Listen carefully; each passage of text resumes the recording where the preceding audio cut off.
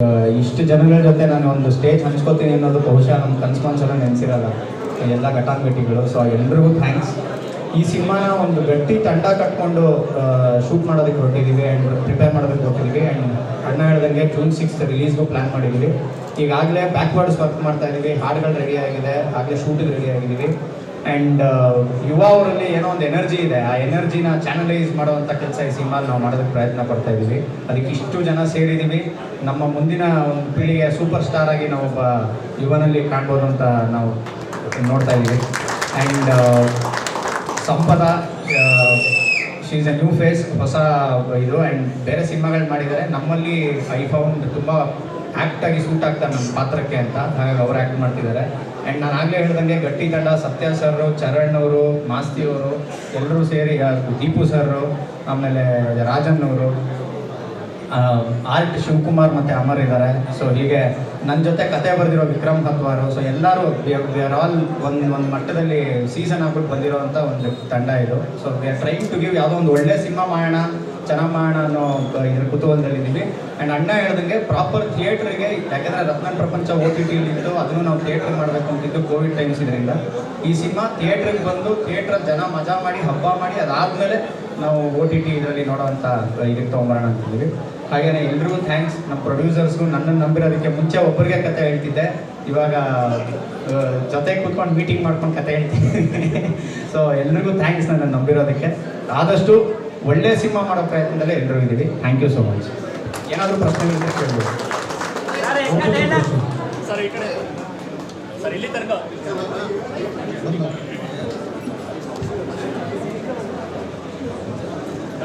Sir ಇಲ್ಲಿ ತನಕ multi star cinema ಅಂತ ಕೇಳ್ತಾ ಇದ್ವಿ, ಈಗ ಮಲ್ಟಿ ಪ್ರೊಡಕ್ಷನ್ ಸಿನಿಮಾ ಅಂತ ಕೇಳೋಂತಾಗಿದೆ. ಒಂದೊಳ್ಳೆ ಬೆಳವಣಿಗೆ. ಸೊ ಈ ಸಿನಿಮಾ ಯಾಕಂದರೆ ಇಂಡಿವಿಜುವಲ್ ಎಲ್ಲರಿಗೂ ಒಂದೊಂದು ಪ್ರೊಡಕ್ಷನ್ ಮೂಲಕ ಸಿನಿಮಾ ಮಾಡೋ ಎಲ್ಲ ಕೆಪಾಸಿಟಿ ಇರುವಂಥ ಮಧ್ಯದಲ್ಲೂ ಕೂಡ ಈ ಥರ 3 ಪ್ರೊಡಕ್ಷನ್ ಸೇರಿ ಸಿನಿಮಾ ಮಾಡಬೇಕು ಅಂತ ಯಾಕೆ ಅನಿಸ್ತು? 3 ಜನರಿಗೆ ಯಾರು ಕೊಡ್ತಾರೆ?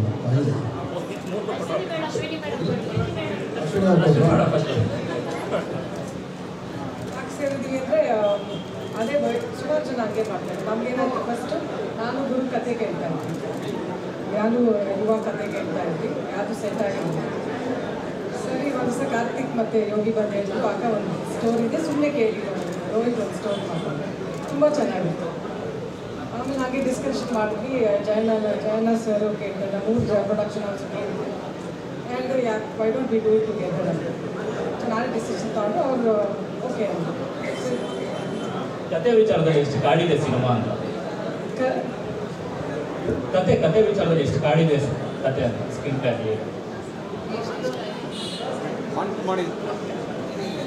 ಕಾಡಿದೆ ಅಂತಲ್ಲ, ಇಟ್ಸ್ ಒಳ್ಳೆ ಕಮರ್ಷಿಯಲ್ ಸಿನಿಮಾ ವಿತ್ ಕಾಂಟೆಂಟ್. ಕಥೆನೂ ಇದೆ, ಕಮರ್ಷಿಯಲ್ ಆಸ್ಪೆಕ್ಟು ಇದೆ. ಆ್ಯಂಡ್ ಹುಡುಗ ಸೂಟ್ ಆಯ್ತು ಅಂತ ನನಗೆ, ಯುವಾಗ ಸೂಟ್ ಆಯ್ತು ಅಂತ ನನಗೆ ಅನಿಸ್ತು. ಸರ್ ನಿಮ್ಮ ಕಡೆ ಕಾಡಿದೆ ಅಂತ ರೋಹಿತ್, ನಾವು ರೋಹಿತ್ ನೋಡಿದ್ರೆ ದಯವಿಟ್ಟು ಗಮನಿಸಿದ್ವಿ. 4 ಕಿರುಚಿತ್ರಗಳು ಸೇರಿ ಅಂದರೆ ಆಂಥಾಲಜಿ ಅಂತ ಇತ್ತು. ಎಷ್ಟೋ ಪಾತ್ರಗಳು ನಿಮ್ಮಲ್ಲಿ ಉಳ್ಕೊಳ್ಳುತ್ತೆ. ಸೇಮ್ ರತ್ನ ಪ್ರಪಂಚದಲ್ಲಿ ಇವತ್ತಿಗೂ ಧನಂಜಯದಾಗಲಿ, ಉಮಾಶ್ರೀದು, ಪ್ರಮೋದ್, ಶ್ರುತಿ ಮೇಡಮ್ದು ಎಲ್ಲ ಪಾತ್ರಗಳು ಇವತ್ತಿಗೂ ಮಾತಾಡ್ತಾರೆ. ಆಲ್ಮೋಸ್ಟ್ 4 years ಆಯಿತು ಅಂತ.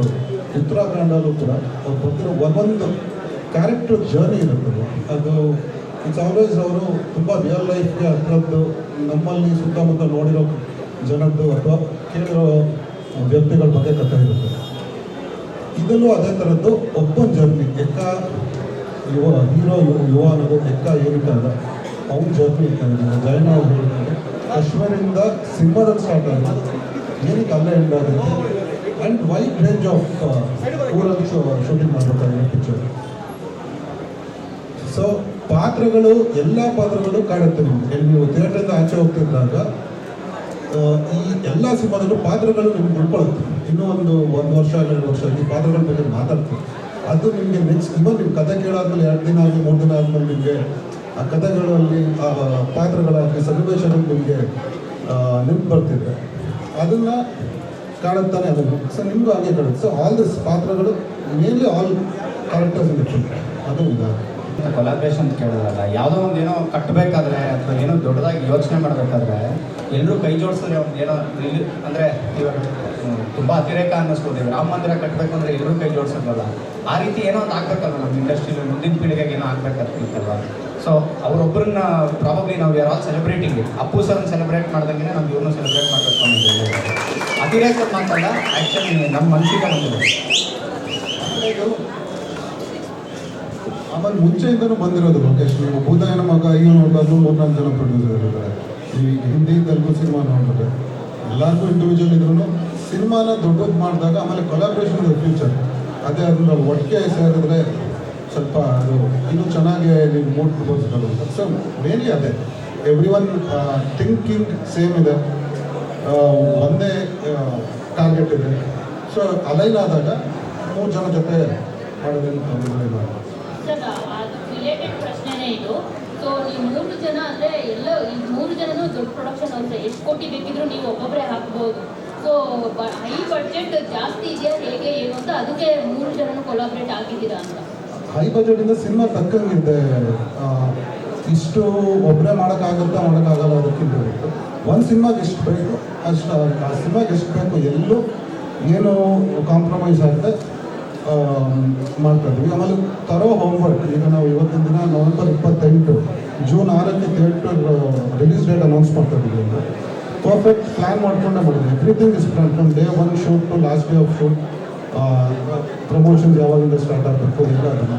ಸೊ ಅದನ್ನು ತರೋ ಪ್ಲಾನಿಂಗ್ ಮಾಡ್ತಾ ಇರುವಾಗ 3 ಜನದ ಇನ್ಪುಟ್ಟು ಚೆನ್ನಾಗೋದು. ಓನ್ಲಿ ದುಡ್ಡು ಒಂದು ಹಣದ್ದು ಬಂದು ಕೆಲಸವನ್ನು ಒಟ್ಟಿಗೆ ಸೇರ್ಕೊಂಡು ಮಾಡ್ತಿರುವಾಗ ಆ್ಯಕ್ಚುಲಿ ಇನ್ನೂ ಈಸಿ ಆಗುತ್ತೆ ನಮಗೆ.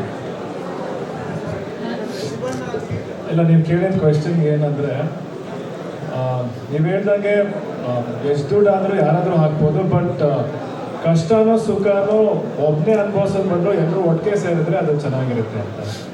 ಡಿರೆಕ್ಟರ್ಗೆ ಇಲ್ಲಿ ಲೆಕ್ಕ ಅಂತ ಟೈಟಲ್ ಅನೌನ್ಸ್ ಆದಾಗಲೇ ಅಪ್ಪು ಸರ್ನ್ನು ಎಲ್ಲರೂ ಒಮ್ಮೆ ನೆನೆಸ್ಕೊಂಡಿದ್ದಾರೆ.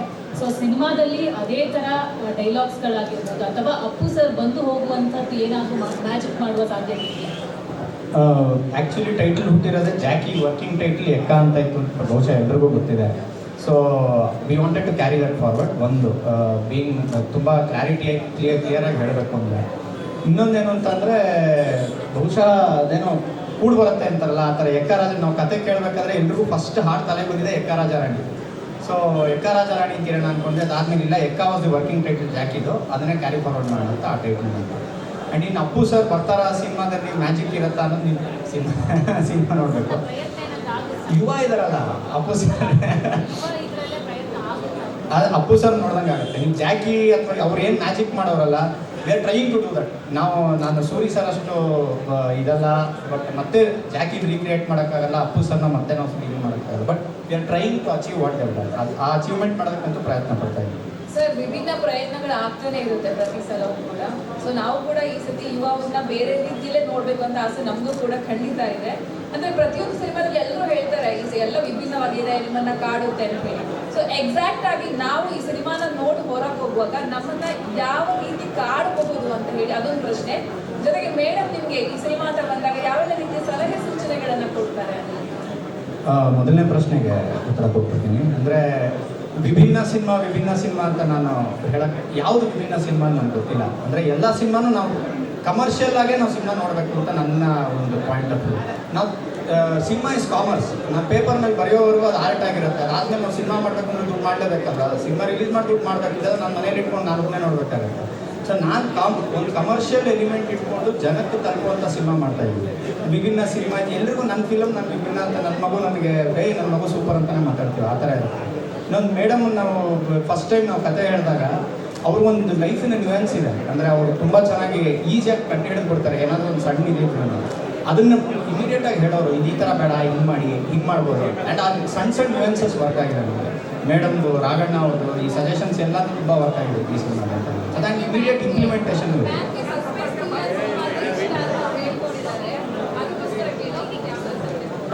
ಅಂದರೆ ಈ proper out and out intense drama cinema ಇದು. ಅಂದರೆ ಹಾಗಾಗಿ ಅವ್ರಿಗೆ ಬಹುಶಃ ಆ ಎಲಿಮೆಂಟ್ ಇಷ್ಟ ಆಗಿದೆ ಸರ್ ಅಂತ ನನಗೆ ಅನಿಸುತ್ತೆ. ಆ್ಯಂಡ್ ಅದರ ಸಜೆಷನ್ಸ್ ಶಿವಣ್ಣಗಡ್ಡಿ. ಸೊ ಅದೇ ಥರ ಎಕ್ಕ ಕೂಡ ಆ ಮಟ್ಟಿಗೆ ಮಾಸ್ ಇರುತ್ತಾ? ರೇಖಾ ಅಂತ ಪಕ್ಕಾ ಮಾಸೆ 100% ಮಾಸೆ. ನೀವು ಆಲ್ರೆಡಿ ಪೋಸ್ಟಲ್ಲಿ ನೋಡಿರ್ತೀರ, ಪಕ್ಕಾ ಮಾಸು. ಬಟ್ ತುಂಬ ಇಮೋಷನ್ಸ್ ತುಂಬ ಸ್ಟ್ರಾಂಗ್ ಆಗಿದೆ ಸಿನಿಮಾಲಿ. ಬೇಸಿಕ್ಲಿ ಏನಂದರೆ ಪರಿಸ್ಥಿತಿ ಒಬ್ಬ ಮನುಷ್ಯನ ಹೇಗೆ ಬದಲಾಯಿಸ್ಬೋದು ಅಥವಾ ಹೇಗೆ ಬಿಹೇವ್ ಮಾಡಿಸುತ್ತೆ ಅನ್ನೋದು ಅಲ್ಲಿಂದ ಮಾಸ್ ಹುಟ್ಕೊಂಬರುತ್ತೆ. ಹೀರೋ ಸಾಹೇಬ್ ಎಷ್ಟು ಹೆವಿ ಅನ್ಸ್ಬೋದು ಇದು ಅಂತ. ಇದು ಮಚ್ಚಲ್ಲ, ಅದು ಆ್ಯಕ್ಚುಲಿ ಮಟನ್ ನೇತಾಕುವಂಥ ಒಂದು ಇದು ಅದು. ಸೊ ಅದನ್ನು ಹೇಳದ್ಬಿಟ್ಟು ಇಟ್ಕೊಂಡಿರ್ತಾರೆ ಅವರು ಅನ್ನೋದು ಫಸ್ಟಿಂಗ್ ಆ್ಯಂಡ್ ಆ ಇದು ಆ್ಯಂಡ್ ಓಮ್ಗೂ ಅಥವಾ ವಂಶಿಗೂ ದಯವಿಟ್ಟು ರಿಲೇಟ್ ಮಾಡ್ಕೊಳ್ಳೋದೇ ಬೇಡ. ಬಿಕಾಸ್ ಅದಾಗಲೇ ನೀವು ಹೇಳಿದಂಗೆ ಒಂದು ಟ್ರಾವೆಲ್ ಆಗಿತ್ತು, ಶಿವಣ್ಣ ಅವ್ರದ್ದು ಆಗಲಿ ಅಪ್ಪು ಸರ್ದಾಗಲಿ. ಇದು ಒಂದು ಮಾಸ್ ಎಲಿಮೆಂಟನ್ನ ತೋರಿಸೋದ್ರ ಜೊತೆಗೆ ಒಂದು ಕಂಟೆಂಟು ಇದೆ ಅದರಲ್ಲಿ. ಆ್ಯಂಡ್ ಅಂದರೆ ನೀವು ಕರೆಕ್ಟಾಗಿ ಆ ಪೋಸ್ಟ್ ಅಬ್ಸರ್ವ್ ಮಾಡಿ ಟೆಡಿ ಬೇರ್ ಬಿದ್ದಿದೆ. So there is a story, ಅದರಲ್ಲೇ ಒಂದು ಕಥೆ ಇದೆ. ಸೊ ಅದನ್ನ ಇಟ್ಕೊಂಡು ಹೋಗ್ತಾ ಇದ್ರು. ಬಹುಶಃ ಇದೆಲ್ಲ ಆದ್ಮೇಲೆ ಯಾವತ್ತೋ ಒಂದಿನ ಅವ್ರು ಮಚ್ಚಿಡ್ದಾಗ ನೀವು ಈ ಪ್ರಶ್ನೆ ಕೇಳಿದ್ರೆ ಐ ಥಿಂಕ್. ಆ್ಯಂಡ್ ರೆಸ್ಪಾನ್ಸಿಬಿಲಿಟಿ ವಿಷಯ ಬಂದಾಗ ಹ್ಯೂಜ್ ರೆಸ್ಪಾನ್ಸಿಬಿಲಿಟಿ. ಒಂದು ಫ್ಯಾಮಿಲಿ ನಾವು ಕ್ಯಾರಿ ಫಾರ್ವರ್ಡ್ ಮಾಡ್ತಾ ಇದ್ದೀವಿ, ಒಂದದು. ಇನ್ನೊಂದು 3 ಜನ ಪ್ರೊಡ್ಯೂಸರ್ಸ್. ಸೊ ಡೆಫಿನೆಟ್ಲಿ ರೆಸ್ಪಾನ್ಸಿಬಿಲಿಟಿ ಜಾಸ್ತಿ ಇದೆ. And it is a very easy responsibility because ಅವರು ನನಗೆ ಅಷ್ಟು ಚೆನ್ನಾಗಿ ನೋಡ್ಕೊತಿದ್ದಾರೆ. ಮನೆಯಲ್ಲಿ ಕೆಲಸ ಮಾಡ್ತಿರ್ತೀವೋ ಆ ರೀತಿ ಒಂದು ವಾತಾವರಣ ಸೃಷ್ಟಿಯಾಗಿದೆ. ಆ ಥರ ಒಂದು ವಾತಾವರಣ ಸೃಷ್ಟಿಯಾದಾಗ ಕೆಲಸ ಸುಲಭವಾಗುತ್ತೆ, ನಾವು ರೆಸ್ಪಾನ್ಸಿಬಿಲಿಟಿ ತೊಗೋಬೋದು. ಪ್ರೊಡಕ್ಷನ್ ಹೌದು ಸರ್, ಸಾಕಷ್ಟು ಸಿನಿಮಾಗಳು ಮುಹೂರ್ತ ದಿನವೇ ಅನೌನ್ಸ್ ಮಾಡ್ತಾರೆ, ಕಾರಣಾಂತರಗಳಿಂದ ಮುಂದೆ ಹೋಗ್ತಾ ಇರುತ್ತೆ. ಸೊ ಇದು ಅದೇ ಕ್ಯಾಟಗರಿನೆಲ್ಲ ಜೂಸಿಸ್ ಪಕ್ಕ ಬರ್ತಾರೆ. ಪಕ್ಕ ಬರುತ್ತೆ ಸರ್. ಅದನ್ನು ನಾನು ಅವಾಗಲೇ ಹೇಳ್ಕೊಂಡೆ. ರೋಹಿತ್ ಹೇಳಿದ್ರು ಬ್ಯಾಕ್ವರ್ಡ್ಸ್ ಪ್ಲಾನ್ ಆಗಿದೆ ಅಂತ. ಇವತ್ತಿಂದ day 1 to day almost last day of ಶೂಟ್ವರೆಗೂ ಏನೇನು ಮಾಡಬೇಕೆಲ್ಲ ಪ್ಲಾನ್ ಬ್ಯಾಕಪ್ ಇಟ್ಕೊಂಡೆ. ಕೆಲವೊಂದು ಸರ್ಕಮ್ಸ್ಟೆನ್ಸಸ್ ಏನು ಮಾಡೋಕ್ಕಾಗಲ್ಲ, ಅದನ್ನೆಲ್ಲ ಬ್ಯಾಕಪ್ ಇಟ್ಕೊಂಡೇ ಮಾಡಬೇಕು. ಬಟ್ ಬೇರೆ ಸಿನಿಮಾ ಅನೌನ್ಸ್ ಮಾಡೋರು ಯಾರು ಸುಮ್ಮನೆ ರಿಲೀಸ್ ಡೇಟ್ ಅನೌನ್ಸ್ ಮಾಡಲ್ಲ, ಅದಕ್ಕೆ ಟಾರ್ಗೆಟ್ ಮಾಡಿಬಿಟ್ಟು ಕೆಲವೊಂದು ಸಿಚುವೇಶನ್ಗಳು ಆಗಲ್ಲ ಅದನ್ನು. ಬಟ್ ಇದರಲ್ಲಿ ನಾವು ಜಯಣ್ಣ ಅವ್ರು ಹೇಳ್ದಂಗೆ ನಾವೇನು ಟಿ ವಿ ಬಿಸ್ನೆಸ್ ಆಗಬೇಕು ಅಥವಾ OTT ಬಿಸ್ನೆಸ್ ಫಸ್ಟೇ ಆಗಬೇಕು, ಆಮೇಲೆ ಬರ್ತೀವಿ ಅನ್ನೋದಿಲ್ಲ. ಡನ್ ಫಾರ್ ದಿ ಥಿಯೇಟರ್ ನಮ್ಮ ಫಸ್ಟ್ ರೆವೆನ್ಯೂ ಇದೆ. ಸಿನಿಮಾದಲ್ಲಿ ಇಬ್ಬರು ಹೀರೋಯಿನ್, ಒಬ್ಬರೇ ಹೀರೋಯಿನ್. ಸಿನಿಮಾ ಮುಗಿಯೋವರೆಗೂ ಇಬ್ಬರು ಹೀರೋಯಿನ್ ಇರ್ತಾರೆ.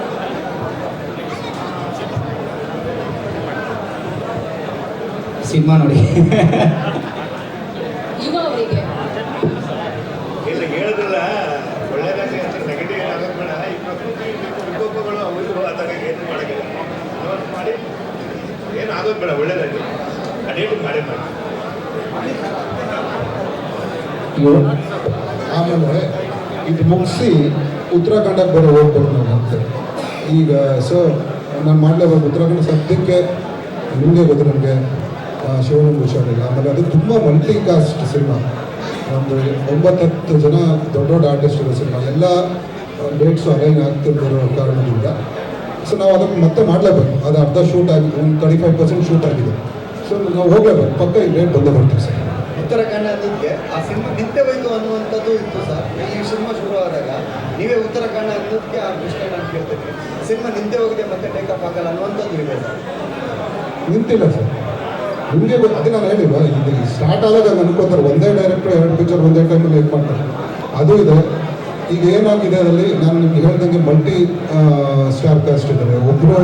ಆಮೇಲೆ ಅಲ್ಲಿ ಆಲ್ಮೋಸ್ಟ್ ಆ ಸಿನಿಮಾದ ಏನು ವಿಭಿನ್ನ ಅಂದರೆ ಶಿವಣ್ಣನಿಂದ ಹಿಡಿದು ಡಾಲಿ ಆಗಿರಲಿ ಒಂದೇ ಸಿನಿಮಲ್ಲಿ ಆಲ್ಮೋಸ್ಟ್ ಎಲ್ಲರೂ ಇರ್ತಾರೆ. ಸೊ ಡೇಟ್ಸ್ ಅಲೈನ್ ಆಗಬೇಕು. ಫಸ್ಟ್ ಆಯಿತು ಶಿವಣ್ಣನಿಗೆ ಸ್ವಲ್ಪ ಹುಷಾರಿಲ್ಲವರಿಲ್ಲ, ಅವ್ರು ವಾಪಸ್ ಯಾವಾಗ ಬರ್ತಾರೆ, ಅವರ ಅಣ್ಣ ಯಾವಾಗ ಡೇಟ್ ಕೊಡ್ತಾರೆ, ನಾವು ರೆಡಿ ಇರ್ತೀವಿ. ಅದೇ ಟೈಮಲ್ಲಿ ನೆಕ್ಸ್ಟ್ ಡಾಲಿ ಅವ್ರ ಮದುವೆನೂ ಇದೆ. ಸೊ ಎಲ್ಲ ನೋಡಿಕೊಂಡು ಪ್ಲ್ಯಾನ್ ಮಾಡ್ತೀವಿ. ಅದು ನೆಕ್ಸ್ಟ್ ಇಯರ್ ಪಕ್ಕ ರಿಲೀಸ್ ಆಗುತ್ತೆ. ಯಾವುದು ನಿಂತಿಲ್ಲ, ಅದೆಲ್ಲ ಏನಂತಾರೆ ಒದ್ದಂಟಿಗಳು ಏನಂತಾರೆ, ರೂಮರ್ಸ್ಗೆ ಏನಂತಾರೆ, ವದಂತಿಗಳು ಅಷ್ಟೇ.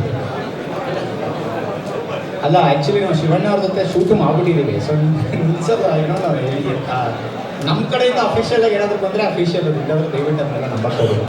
ಇದು ನಮ್ಮದು ಒಂದು ದೊಡ್ಡ ಪ್ರೆಸ್ಟೀಜಿಯಸ್ ಪ್ರಾಜೆಕ್ಟ್ ಸತ್ಯ. ಅದು ಉತ್ತರಾಖಂಡ ಅನ್ನೋದು ನಮಗೆ ತುಂಬ ಪ್ರೆಸ್ಟೀಜಿಯಸ್ ಪ್ರಾಜೆಕ್ಟ್. ಶಿವಣ್ಣ ಮಾಡ್ತಿರೋ ಪಿಕ್ಚರ್ ಅದು. ಸೊ ನಿಲ್ಸೋದು ಪ್ರಶ್ನೆ ಇಲ್ಲ. ಈಗ ಏನಾಗುತ್ತೆ, ಬರೋ ಹೂವು ಮಾತುಗಳಿಗೆಲ್ಲ ನಾವು ಉತ್ತರ ಕೊಟ್ಕೊಂಡು ಹೋದ್ರೆ ಅದು ಸರಿ ಹೋಗಲ್ಲ.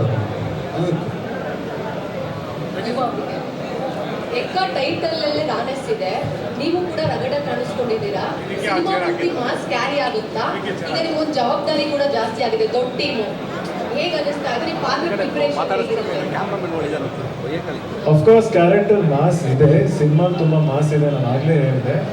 ಆ್ಯಂಡ್ ಜಾಸ್ತಿ ಏನು ಹೇಳ್ಬೋದು ಅಂದರೆ ಅಫ್ಕೋರ್ಸ್ ನನ್ನ ಮೊದಲನೇ ಸಿನಿಮಾಗೂ ಈ ಸಿನಿಮಾಗೂ ಕ್ಯಾರೆಕ್ಟರಲ್ಲಿ ತುಂಬ ವ್ಯತ್ಯಾಸ ಇದೆ. ಆ ಕ್ಯಾರೆಕ್ಟರ್ ಸೈಲೆಂಟ್ ಇದ್ದರೆ ಈ ಕ್ಯಾರೆಕ್ಟರ್ ಸ್ವಲ್ಪ ವೈಲೆಂಟು. ಆ್ಯಂಡ್ ಪ್ರಿಪ್ರೇಷನ್ ನಡೀತಾ ಇದೆ, ವರ್ಕ್ಶಾಪ್ಸ್ ನಡೀತಾ ಇದೆ, ಡೈಲಾಗ್ ರಿಹರ್ಸಲ್ಸ್ ನಡೀತಿದೆ. 3 ತಾರೀಕು ಆಗಿದೆ, ಆದಷ್ಟು ಬೇಗ ಶೂಟಿಂಗ್ ಕೂಡ ಹೋಗ್ತಾ ಇದೆ. ಅಶ್ವಿನಿ ಅವರು ಆನ್ಸರ್ ಮಾಡ್ಬೋದು ಅಥವಾ ಒನ್ ಆಫ್ ದಿ ಪ್ರೊಡ್ಯೂಸರ್ಸ್ ಹೇಳ್ಬೋದು. ಒಂದು ಹಂತದ ಬಜೆಟ್ ಮೀರಿದಾದ್ಮೇಲೆ ಮೂವೀಸ್ ಯೂಶುವಲ್ ಆಗಿ ಪ್ಯಾನ್ ಇಂಡಿಯಾ ಅಥವಾ ಮಲ್ಟಿ ಲ್ಯಾಂಗ್ವೇಜ್ ಹೋಗ್ಬೋದು. ಎಕ್ಕ ಆ ರೀತಿ ಏನಾದರೂ ಮಾಡ್ಬೋದು ನಾವು ಕನ್ನಡ ಮಾತ್ರ ಕಾನ್ಸಂಟ್ರೇಟ್ ಅಂದರೆ ಬೇರೆ ಭಾಷೆಗಳಲ್ಲಿ ಡಬ್ಬಾಗಿ ರಿಲೀಸ್ ಆಗೋದು ಆ ಥರ ಏನು? ಸದ್ಯಕ್ಕಂತೂ ನಾವು ಕನ್ನಡದಲ್ಲೇ ಮಾಡ್ತೀವಿ. ಯಾಕೆಂದರೆ ಯೂಶುವಲ್ ಆಗಿ ಈಗ ಬಜೆಟ್ ಒಂದು 30 crores ಈ ರೀತಿ.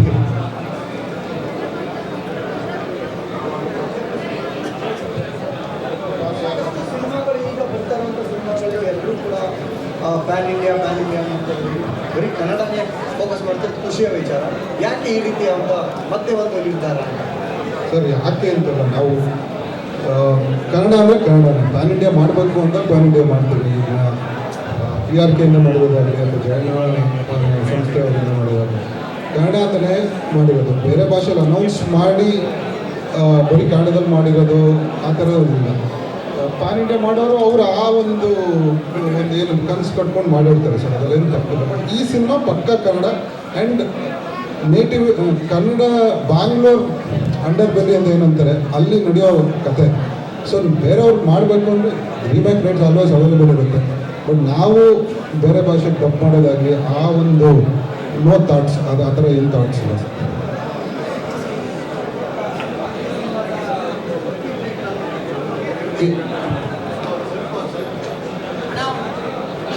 Silence silence silence please.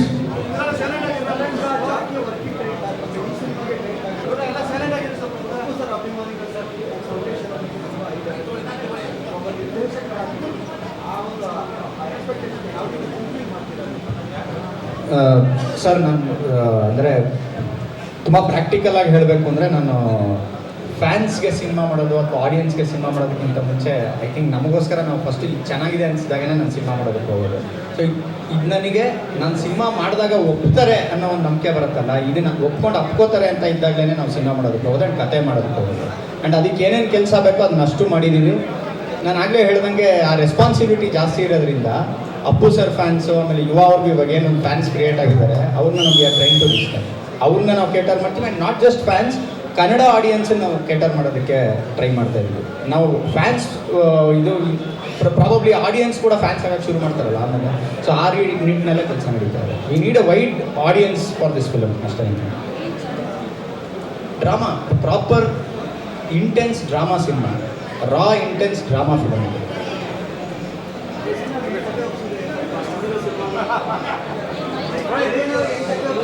Actually ನನಗೆ ಅದೊಂದು ಆಶ್ಚರ್ಯ ಏನು ಗೊತ್ತಾ, ಫಸ್ಟ್ ಒಪ್ಪಿದ್ದು ಜಯಣ್ಣ, ಕೇಳಿದ ತಕ್ಷಣ ಮಾಡೋಣ ಇದ್ರೆ ಅಂತ ಅವ್ರು. ಅದೇ ನನಗೂ ಸರ್ ನನ್ನ ಇಡೀ ಜೀವನ ನಾನು ಕನಸು ಕಾಣ್ತಿದ್ದು ಜಯಣ್ಣ ಅವ್ರಿಗೆ ಸಿನಿಮಾ ಕಥೆ ಹೇಳ್ಬೇಕು ಅಂತ. ಸಿನಿಮಾ ಶುರು ಮಾಡಿದಾಗಿಂದ ಅದಾಗಿದೆ ಇವಾಗ. ಸೊ ಅಲ್ಲ ಸರ್, ನಿಮ್ಮ ಹಿಂದಿನ ರತನ್ ಪ್ರಪಂಚ ಮತ್ತು ಹಿಂದಿನ ಸಿನಿಮಾಗಳು ಫ್ಯಾಮಿಲಿ ಓರಿಯೆಂಟೆಡ್, ಜೊತೆಗೆ ತಾಯಿ ಬಗ್ಗೆ ಜಾಸ್ತಿ ಹೇಳ್ತಾ ಇದ್ವಿ, ಪ್ರೇಕ್ಷಕರನ್ನು ಅಳಿಸುವಂಥ ಕೆಲಸ ಮಾಡ್ತೀವಿ. ಅಗೇನ್ ಟೈಟ್ಲು ಕೂಡ ಬೆಡ್ಡಲ್ಲೇ ಬಂದಿದೆ ಅಂತೇಳಿ ಎಷ್ಟು ರಾಕ್ ಅಂಡ್ ಫ್ಯಾಮಿಲಿ ಆಡಿಯನ್ಸ್ನ ಎಳಿಯೋದಕ್ಕೆ ಮಾಡ್ತೀವಿ. ನಾನು ಹೇಳ್ದಂಗೆ ರಾ ಅಂದ ತಕ್ಷಣ ಬರೀ ರಕ್ತ ಇದು ಅನ್ನೋದಕ್ಕಿಂತ ಪ್ರಾಪರ್ ರಾ ಹ್ಯೂಮನ್ ಎಮೋಷನ್ಸ್, ಅಂದರೆ ಮನುಷ್ಯನಲ್ಲಿ ಆಗುವಂಥ ತಳಮಳಗಳೇನಿದೆ ಅದನ್ನ ಇಟ್ಕೊಂಡು ಕತೆ ಮಾಡ್ತಾ ಇರೋದು. ನೀವು ರತ್ನನ್ ಪ್ರಪಂಚ ನೋಡಿದ್ರು ಅದೇ ಇದೆ. ಅದರಲ್ಲಿ ಏನಂದ್ರೆ ರಕ್ತ ಇರಲಿಲ್ಲ, ಇದ್ರಲ್ಲಿ ಆ ಜಾನರ್ಗೆ ಒಂಚೂರು ಎಂಟ್ರಿ ಕೊಟ್ಟಿದ್ರು. ಪ್ರಾಪರ್ ಫ್ಯಾಮಿಲಿಗೊಂದು ಕೂತು ಆ ಎಮೋಷನನ್ನು ಅಬ್ಸರ್ವ್ ಮಾಡಿ ಅವ್ರು ಒಳಗೆ ತೊಗೊಂಡು ಅದೇ ಎಮೋಷನಲ್ಲಿ ಆಚೆ ಹೋಗುವಂಥ ಸಿನಿಮಾ ಇದೆ. ಅದಂತೂ ಐ ಕ್ಯಾನ್ ಪ್ರಾಮಿಸ್. ಇವಸ್ ನಿಮಿತ್ತ ಫ್ಯಾನ್ಸ್ ಮೇಲೆ ಫ್ಯಾನ್ಸ್ ನಿಮ್ಮ ಮೇಲೆ ತುಂಬ ಹೋಗ್ಬಿಟ್ಟಿರ್ತಾರೆ. ಈ ಸಿನಿಮಾದಲ್ಲಿ ಏನು ಎಕ್ಸ್ಪೆಕ್ಟ್ ಮಾಡ್ಬೋದು? ಜೊತೆಗೆ ಸಿನಿಮಾದಲ್ಲಿ ಡ್ಯಾನ್ಸ್ ನಂಬರ್ನು ಕೇಳ್ತಾರೆ. ಯಾಕಂತಂದರೆ ಅಪ್ಪು ಸರ್ ನಾವೆಲ್ಲ ಡ್ಯಾನ್ಸಲ್ಲಿ ನೋಡಿದ್ದೀವಿ. ಫ್ಯಾನ್ಸ್ ಕೂಡ ಈ ಸಿನಿಮಾದಲ್ಲಿ ಯಾವ ರೀತಿಯ ಡ್ಯಾನ್ಸ್ ನಂಬರ್ ನಾವು ನೋಡ್ಬೋದು. ಯಾಕಂದರೆ ಕರೆಂಟ್ ಸರ್ ಇರೋದ್ರಿಂದ ಅಲ್ಲಿ ಎಕ್ಸ್ಪೆಕ್ಟೇಷನ್ ಜಾಸ್ತಿ. ಡ್ಯಾನ್ಸ್ ಟೈಪ್ ಅಷ್ಟು ಎಕ್ಕ ಮಾರ್ ಕೇಳಿದಿರಲ್ಲ. ಅಫ್ಕೋರ್ಸ್ ನೀವು ಹೇಳ್ದಂಗೆ ಅದೇ ನಾನು ಯೋಚನೆ ಮಾಡ್ತಿದ್ದೆ ಅವ್ರು ಹಾಕೋ ಬೀಟ್ಸ್ಗೆ ಹೆಂಗೆ ಸ್ಟೆಪ್ ಹಾಕಬೇಕು ಅಂತ. ಬಟ್ ಡೆಫಿನೆಟ್ಲಿ ಈ ಸಿನಿಮಾಲಿ ಡ್ಯಾನ್ಸ್ ಜಾಸ್ತಿನೇ ಇರುತ್ತೆ, ಖಂಡಿತ ಇರುತ್ತೆ. ರೆಸ್ಪಾನ್ಸಿಬಿಲಿಟಿ ಅಫ್ಕೋರ್ಸ್ ಪ್ರತಿ ಸಿನಿಮಾನು ರೆಸ್ಪಾನ್ಸಿಬಿಲಿಟಿನೇ, ಈ ಸಿನಿಮಾನು ಅಷ್ಟೇ ರೆಸ್ಪಾನ್ಸಿಬಿಲಿಟಿಯಿಂದಾನೇ ನಾನು ಮಾಡ್ತಾ ಇದ್ದೀನಿ. ಅಫ್ಕೋರ್ಸ್ ಇನ್ನೂ ಚಾಲೆಂಜಿಂಗ್ ಆಗಿದೆ ಸ್ಕ್ರಿಪ್ಟು ಆ್ಯಂಡ್ ತುಂಬ ಇಂಟೆನ್ಸ್ ಆಗಿದೆ, ಅದಕ್ಕೂ ಪ್ರಿಪ್ರೇಷನ್ಸ್ ನಡೀತಾ ಇದೆ. ನೋಡೋಣ ಸಿನಿಮಾ ಮುಗಿದ ಮೇಲೆ ನೀವೇನು ಹೇಳ್ತೀರಾ ಅಂತ ಕಾಯ್ತೀನಿ ಅಷ್ಟೇ. ಯೂತ್ಸ್ಗೆ ಯಾವ ರೀತಿ ಕನೆಕ್ಟ್ ಆಗಿರುತ್ತೆ ಈ ಸಿನಿಮಾ? ಬಿಕಾಸ್ ಈಗ ಸಿನಿಮಾದಲ್ಲಿ ನೀವು ಕಾಲೇಜ್ ಗೋಯಿಂಗ್ ಬಾಯ್ ಕಾಣಿಸ್ಕೊಂಡಿದ್ರಿ, ಇಲ್ಲಿ ಯಾವ ರೀತಿ ರೋಲ್ ಪ್ಲೇ ಇರುತ್ತೆ ಏನು? ಈ ಸಿನಿಮಾಲಿ ಸ್ಪೆಸಿಫಿಕ್ ಆಗಿ ಯೂತ್ ಅಥವಾ ಒಂದು ಏಜ್ ಕ್ಯಾಟಗರಿಗೆ ಅಂತ ಮಾಡಿದ ಸಿನಿಮಾ ಇಲ್ಲ, ಏಕ ಸಿನಿಮಾಲಿ ಪ್ರತಿಯೊಬ್ಬರಿಗೂ ಕನೆಕ್ಟ್ ಆಗುವಂಥ ವಿಷಯ ಇದೆ. ಎಸ್ಪೆಷಲಿ ಹೇಳ್ದಂಗೆ ಸರ್ ಹೇಳಿದ್ರು ಡ್ರಾಮಾ ಜಾಸ್ತಿ ಅಂತ. ಡ್ರಾಮಾ ಜಾಸ್ತಿ ಅಂದರೆ ಇಮೋಷನ್ ತುಂಬ ಇದೆ. ಸೊ ಪ್ರತಿಯೊಬ್ಬರಿಗೂ ಕನೆಕ್ಟ್ ಆಗುವಂಥ ಇಮೋಷನಲ್ ಆಸ್ಪೆಕ್ಟ್ ಸುಮಾರಿದೆ ಸಿನಿಮಾ. ಮಾಸ್ತಿ ಸರ್, ನಿಮಗೆ ಟೈಟಲ್ ರೆಡ್ ಆಗಿ ಬ್ಲಡ್ ಜಾಸ್ತಿ ಇರುತ್ತೆ ಅಂತ ಅನ್ಸುತ್ತೆ. ಸೊ ಹೆಂಗಿರುತ್ತೆ ನಿಮ್ಮ ಡೈಲಾಗ್ಸು? ನಾನು ಆ್ಯಕ್ಚುಲಿ ಸ್ಕ್ರಿಪ್ಟ್ ಓದೋವಾಗ ಜಯಣ್ಣ ಅವ್ರ ಕಡೆ ನೋಡಿದಾಗ ಸ್ವಲ್ಪ ಮಾಸ್ ಜಾಸ್ತಿ ಅನಿಸ್ತು. ಆಮೇಲೆ ಅಶ್ವಿನಿ ಮೇಡಮ್ ಕಡೆ ನೋಡಿದಾಗ ಫ್ಯಾಮ್ಲಿ. ಸೊ ಇದ್ರ ಮಧ್ಯೆ ಯೋಗಿ ಜಿರಾಜು ಕಾರ್ತಿಕ್ ಅವ್ರು ನೋಡಿದಾಗ ಇನ್ ಬಿಟ್ವೀನು. ಸೊ ಹಿಂಗೆ ಬ್ಯಾಲೆನ್ಸಿಂಗ್ ಮಾಡಿಕೊಂಡು ಮತ್ತು ಕತೆ ಅಷ್ಟು ವೇರಿಯೇಷನ್ಸ್ ತಗೋತಾ ಇದೆ. ಮತ್ತು ಸಾರ್ ಹೇಳಿದ್ರೆ ಹ್ಯೂಮನ್ ವ್ಯಾಲ್ಯೂಸ್ ಅದು ಮೈನ್ ಇದು.